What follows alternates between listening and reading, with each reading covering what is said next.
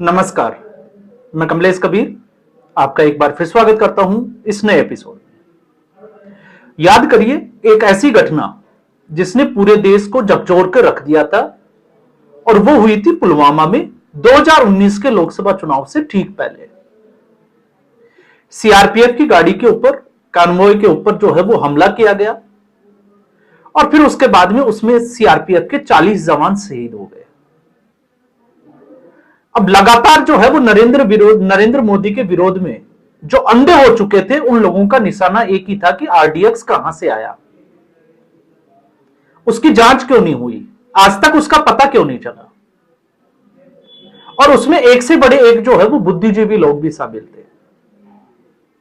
और फिर उसके बाद में बालाकोट एयर स्ट्राइक हुआ तो लोग जो है वो बालाकोट एयर स्ट्राइक को दबाने के लिए कि इससे जो है वो राष्ट्रवाद की भावना बढ़ेगी, उसके बजाय जो है वो आरडीएक्स को मुद्दा बनाने की कोशिश की और कटघरे में खड़ा कर दिया नरेंद्र मोदी को। क्योंकि अगर बालाकोट एयर स्ट्राइक की बात करेंगे तो फिर प्रधानमंत्री नरेंद्र मोदी और राष्ट्रवाद की एक लहर जो है वो लोगों के जहन में आएगी। हालांकि यह दाव जो है वो उन बुद्धिजीवियों का, अर्बन नक्सलियों का चला नहीं और नतीजा आपने देखा 2019 के लोकसभा चुनाव का।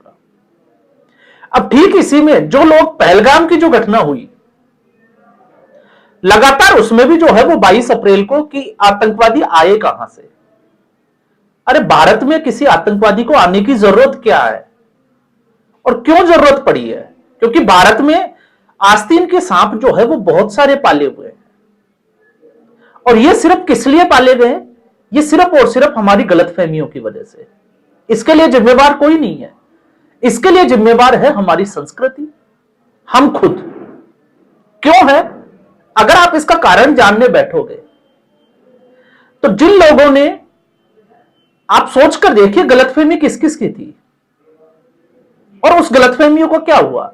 एक गलतफहमी यह थी कि गुरुकुल और मदरसे एक ही जैसे हैं, तो मदरसों में जिस तरीके से मदरसा छाप इंजीनियर और डॉक्टर निकलते हैं, जिसमें जिहाद सिखाया जाता है, तो फिर आप उसके बारे में और गुरुकुल के बारे में एक तरीके से आप जो है वो कंपेयर कैसे कर सकते हैं?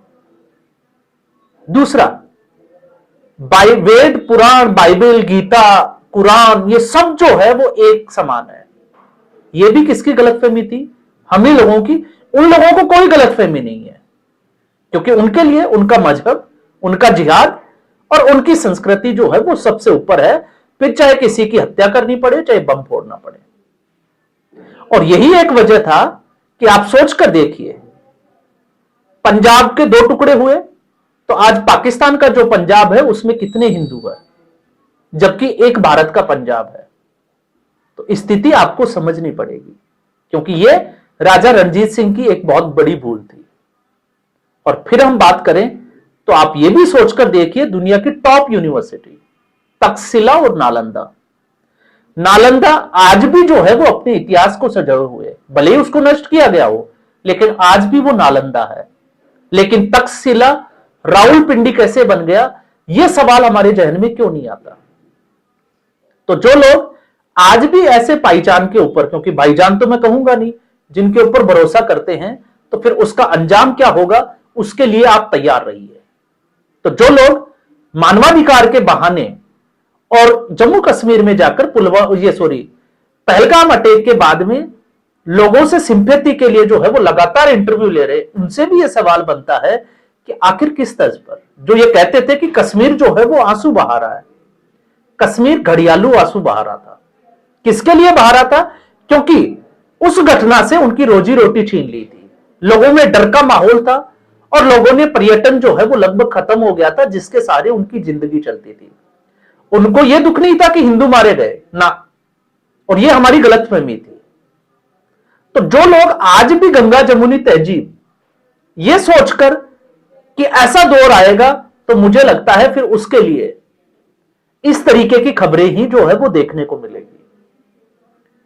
अब बात आती है कि हम इस तरीके की बात क्यों कर रहे हैं। तो इस तरीके की बात इसलिए कर रहे हैं क्योंकि देश की 2 घटनाएं, एक गुजरात की, गुजरात एटीएस, और दूसरा फरीदाबाद में जिस तरीके से एक डॉक्टर को पकड़ा।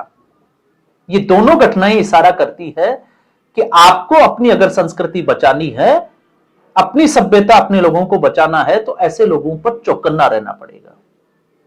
इनके बहकावे में नहीं आना, भले ही ये गंगा जमुनी तहजीब की जो है वो कितनी ही बात करें, क्योंकि जब आप अकेले पड़ जाओगे तभी जो है वो आपके साथ क्या अनहोनी हो जाए आपको पता भी नहीं चलेगा। तो खबर क्या थी, पहले हम थोड़ा सा उसको समझ लेते हैं। गुजरात एटीएस ने एक डॉक्टर को पकड़ा जो डॉक्टर हैदराबाद से जुड़ा हुआ था। उसका मूवमेंट जो है वो लगातार अहमदाबाद के आसपास दिखाई दे रहा था, और उस डॉक्टर का नाम है डॉक्टर अहमद मोहिउद्दीन सैयद। तो जो लोग ये कहते हैं कि आतंकवाद का धर्म नहीं होता, आप यहां पर देख लीजिए कि आतंकवाद का धर्म क्या होता है। और आप ये भी देखिए, सोचकर आप देखिए कि रोंगटे खड़े हो जाएंगे कि ये डॉक्टर जो है वो चाइना से पढ़कर आया था, और उसके पास जो सनसनीखेज सामग्री मिली जिसमें रिजिन जो जहर है वो कैसे बनाया जाता है, उसके बारे में सारी जो है वो जानकारी, इसके पास में हथियार मिले हैं।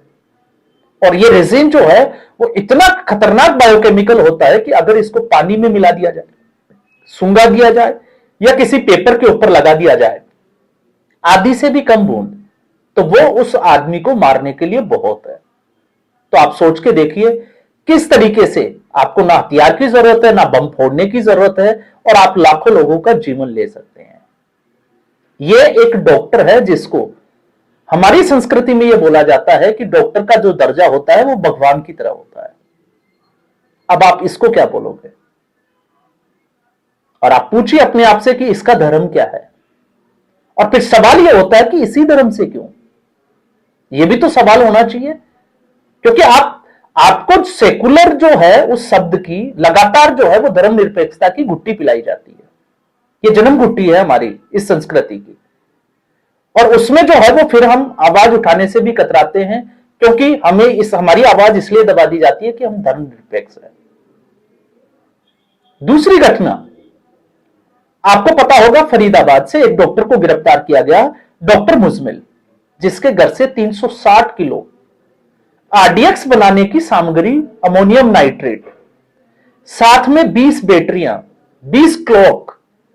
तो आप समझ सकते हैं कि यह किसकी तैयारी चल रही थी। आखिर इस डॉक्टर ने क्या प्लान कर रखा था? तो उसका प्लान भी जो है वो कुछ इसी तरीके का था जिस तरीके से आप लोग पूछते हो सवाल कि आरडीएक्स कहां से आया था। यह आरडीएक्स ऐसे आया था क्योंकि हमारे भाईजान जो है वो हमारे पड़ोस के घर में ही इकट्ठा कर रहे थे।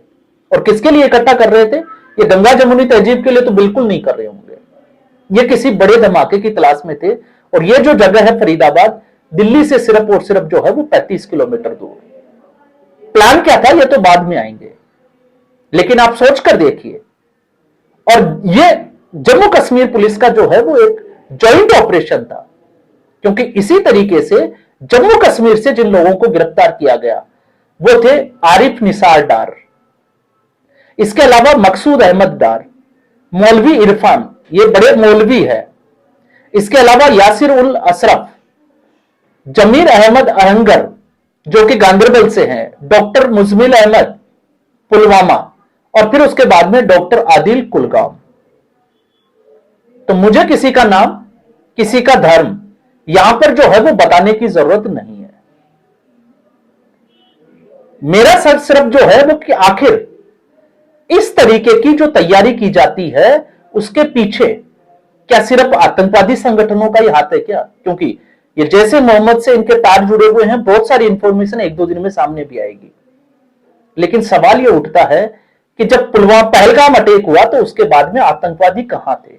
इतने दिनों तक बिना किसी स्थानीय निवासी के सहयोग के क्या ये लोग सरवाइव कर सकते थे? नहीं कर सकते थे। तो फिर इनको पनाह देने वाले कौन थे? और फिर सबसे बड़ा सवाल है कि आखिर इन लोगों के लिए सजा क्या है? क्या इन लोगों को फांसी पे चढ़ा दिया जाएगा? क्या इन लोगों को जो है वो इनका नार्को टेस्ट होगा? बहुत सारे सवाल जो है वो हमारे मन में होते हैं।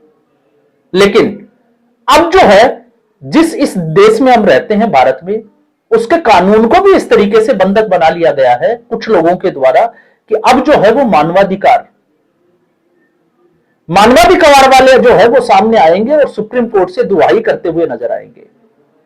और ठीक इसी तरीके से सुप्रीम कोर्ट में हमारी न्यायिक प्रणाली, वरना आप देखिए चाइना में कोविड वायरस के दौरान जो है वो किस तरीके से सख्त जो है वो कानून लागू कर दिया गया था।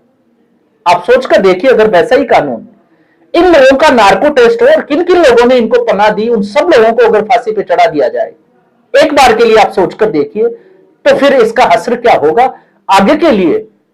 कोई भी व्यक्ति जो है वो इस तरीके का काम करने से पहले 10 बार सोचेगा, उसकी रूह कांप जाएगी कि उसकी सजा क्या होने वाली है। लेकिन इनको पता है कि इन लोगों के लिए सस्ते में वकील जो है वो तैयार बैठे हैं मानवाधिकार के लिए। तो इस देश में मानवाधिकार किनके लिए है? राक्षसों के लिए। वरना आम जनता के लिए, जिनको मानवाधिकार की याद भी नहीं आती, मानवाधिकार वाले सोए हुए बैठते हैं, ऐसे 5 करोड़ केस जो है वो हमारी न्यायिक व्यवस्था में पेंडिंग है।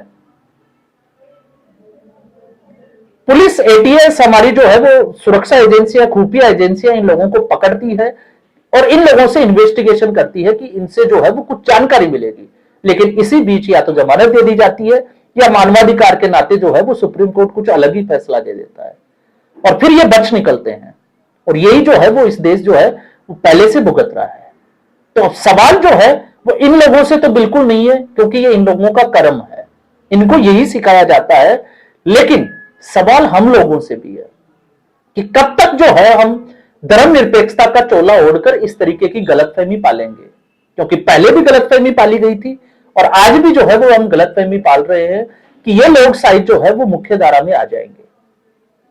लेकिन लगता नहीं है कि ऐसा कुछ जो है वो होने वाला है, क्योंकि अगर ऐसा होता तो फिर आज इस देश में नहीं, दुनिया का जो परिणाम होता इतिहास का, वो शायद जो है वो अलग होता। तो इसको जो समझने की जरूरत है। तो बिहार की राजनीति के बीच में ये दोनों खबरें एक तरीके से अगर हम देखें तो बहुत बहुत जो है वो हम लोगों को शुक्रगुजार होना चाहिए ऐसी खुफिया एजेंसियों का, गुजरात एटीएस का, श्रीनगर पुलिस का, जिन लोगों ने इस ऑपरेशन को अंजाम दिया और लाखों लोगों की जिंदगी बचा ली। वरना आप और हम लोग, क्योंकि इस देश में हर 5 साल में आप देखोगे कि हर साल जो है वो किसी ना किसी राज्य में चुनाव होते हैं और इसका आरोप एक बार फिर जो है वो नरेंद्र मोदी के माथे पर जो है वो थोप दिया जाता, आप और हम जैसे बुद्धिजीवी लोगों के द्वारा। तो आज के एपिसोड में बस इतना ही। उम्मीद करूंगा वीडियो एपिसोड आपको पसंद आया होगा। वीडियो को लाइक करें, शेयर करें, चैनल जरूर सब्सक्राइब करें। धन्यवाद।